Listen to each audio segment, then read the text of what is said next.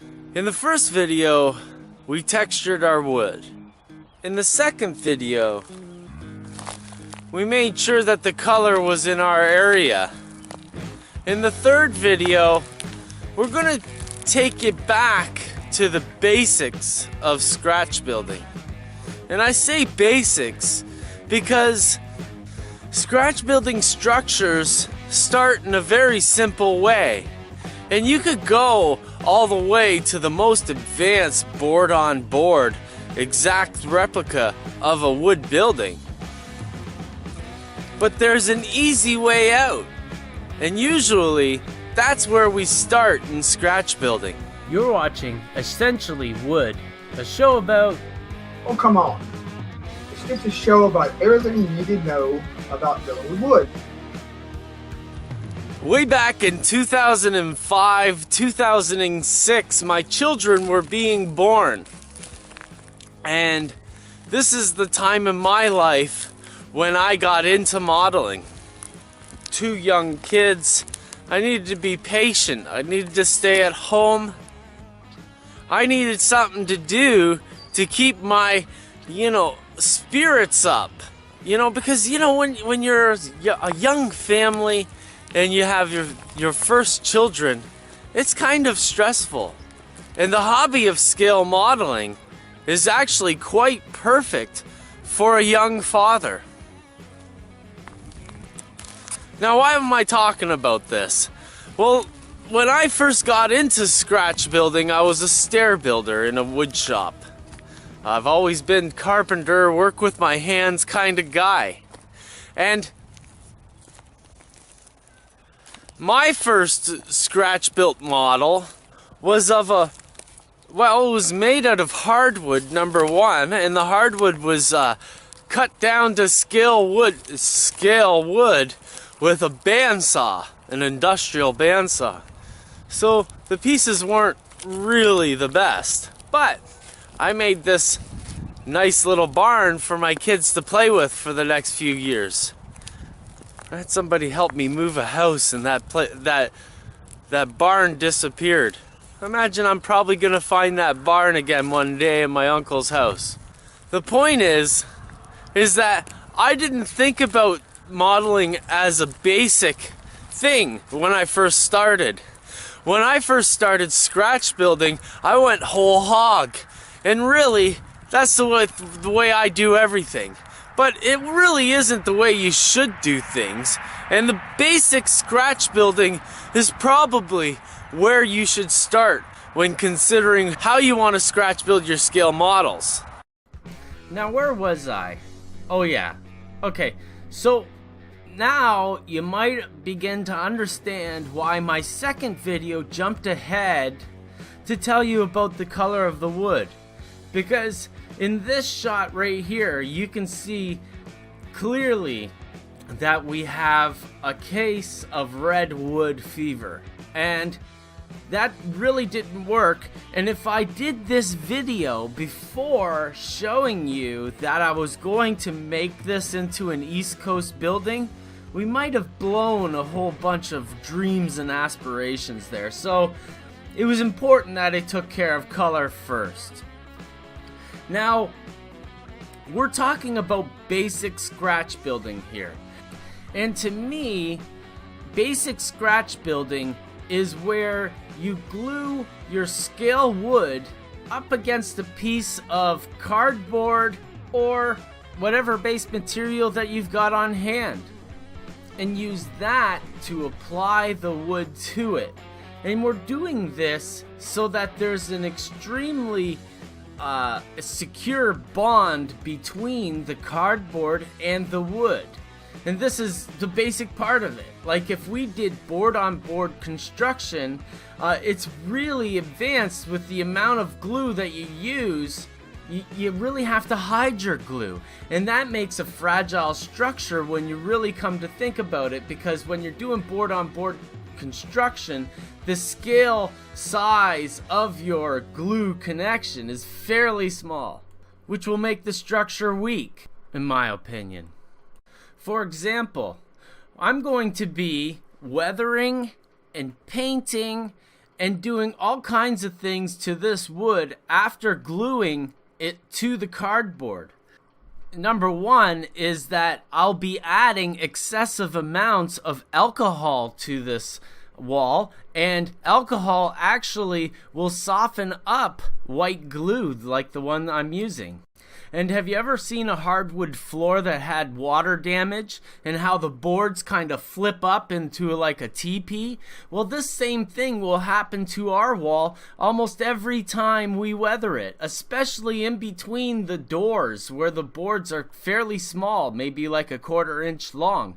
They're going to lose their contact against the wall with the glue. And if we've got a substantial amount of glue like we're adding, when I put my weight back onto the wall to try to reattach the board and it dries that way, it'll glue back to the wall. Lickety split, no problem at all.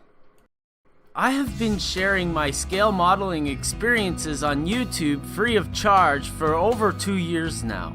In that time, I've invested a lot of time and money into this project. Projects like these need funding to grow, and I'm asking for your help. Patreon.com/Ron Pare.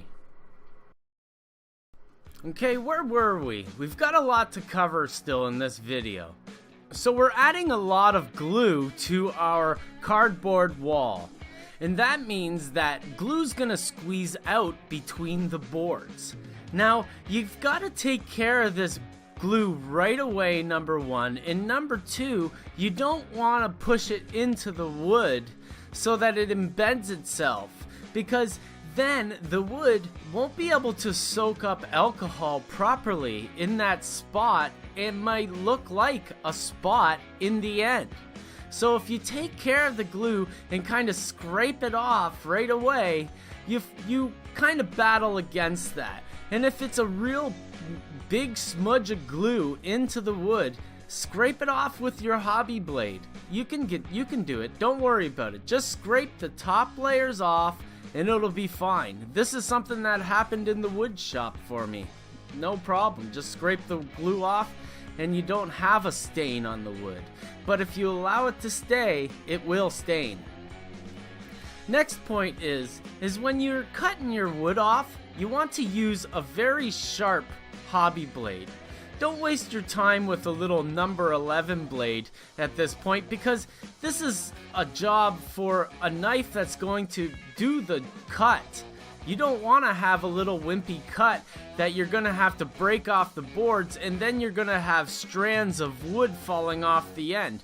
Sure, in some cases that's very realistic for old and weathered wood, except in this case we don't want that to happen. So use a sharp knife and cut it off nicely. And then we come back with our alcohol. One very challenging and an important task in this process is that you're standing 3 walls separately at different times during the production process. So this means that you're potentially going to have 3 walls that have different colors.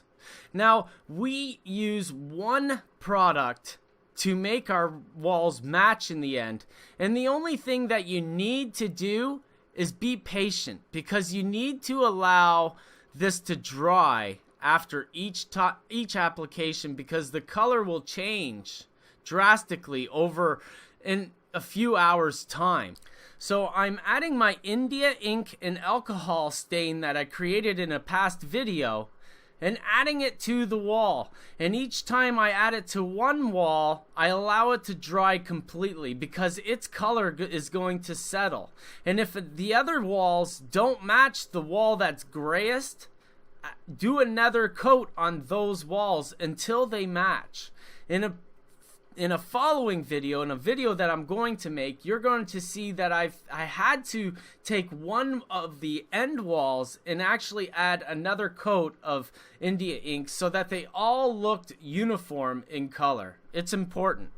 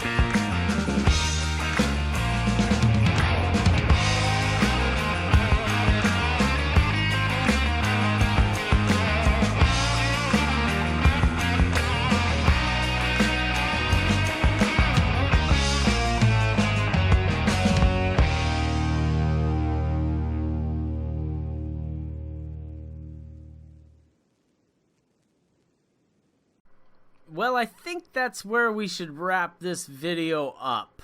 I think I've got everything on basic scratch building. I don't know. But that's kind of why I'm trying to keep these videos under 15 minutes long, so that we can make more of them and get to all the points that I may forget along the way. Because there's so many tips and tricks that I could share with you.